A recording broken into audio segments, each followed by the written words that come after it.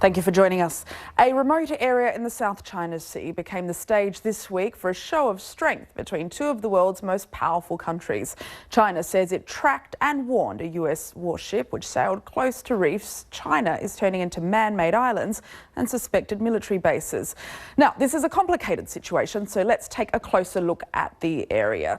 These islands are also claimed by the Philippines, Brunei, Taiwan, Vietnam, Indonesia and Malaysia, but China has effectively claimed them all.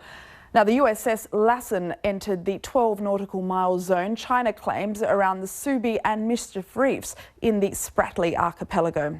In this exclusive BBC footage, you can see Chinese crews building islands on top of submerged reefs. Some of these islands contain buildings, runways, and as you can see there, lighthouses.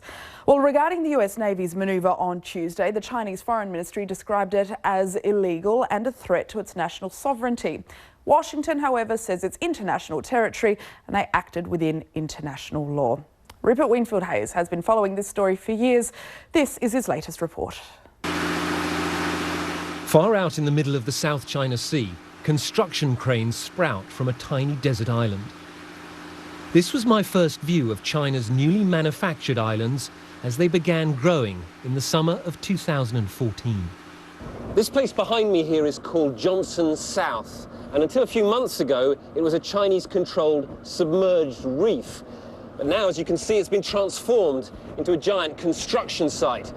And this is where the Philippine government thinks China may be building its South China Sea airbase. In fact, the Philippine government was wrong. China was building its new airbase here on a reef called Fiery Cross. By April this year, this is what it looked like, filmed from a US Navy aircraft. China claims these new artificial islands are its sovereign territory. The US strongly disagrees. And so today the US Navy sailed this guided missile destroyer right in to those contested waters. It was a very deliberate act, one that provoked this furious, if unofficial, response from Beijing. American military vessels sailing in China's territorial waters, he says, at China's front door. The whole of China is enraged, and the entire country is calling for a strike back. I don't see how that these can be interpreted as provocative or anything. They're just steaming in international waters, and so I think from our standpoint, we would see these as part of our normal business as a global navy. For now, China knows it would be very unwise to pick a fight with the immense firepower of the US Navy. But China's own navy is growing fast, and in the long run, its intention is to push the US Pacific Fleet far from China's front door. Rupert Wingfield-Hayes, BBC News. Speak now to Mira Rapp-Hooper. She's a senior fellow on the Asia-Pacific Security Program at the Centre for a New American Security. She's in Washington for us. Mira, the US knows what it's doing here. This was a very deliberate decision to sail into these waters. What's the strategy? Well, this strategy is primarily a legal one. The administration in Washington has been considering conducting these operations for several months now. And the purpose at their core is to assert the fact that the United States does not recognize China as possessing territorial waters or airspace around these artificial islands. It's important to remember that these navigational assertions are opposing water and airspace claims and not claims to sovereignty. But this is exactly what's at the heart of the matter. Precisely, and on that point, who is adjudicating on these matters of sovereignty? Because this is in dispute.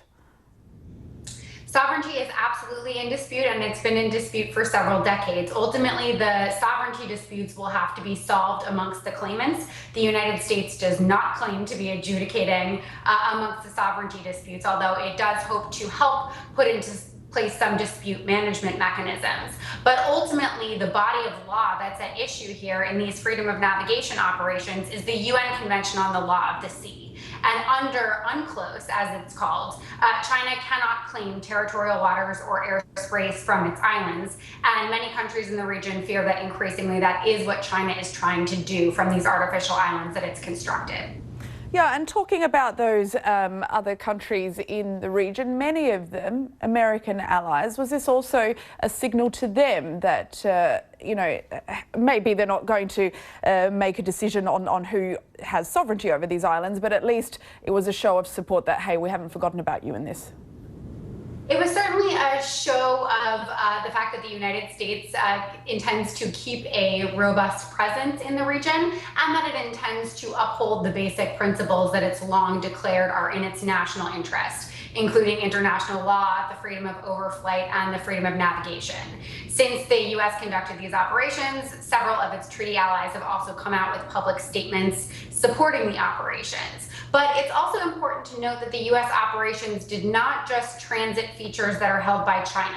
They also transited features that are held by Vietnam and the Philippines to demonstrate that the United States is willing to object to inappropriate maritime assertions wherever they occur. This is not just about China.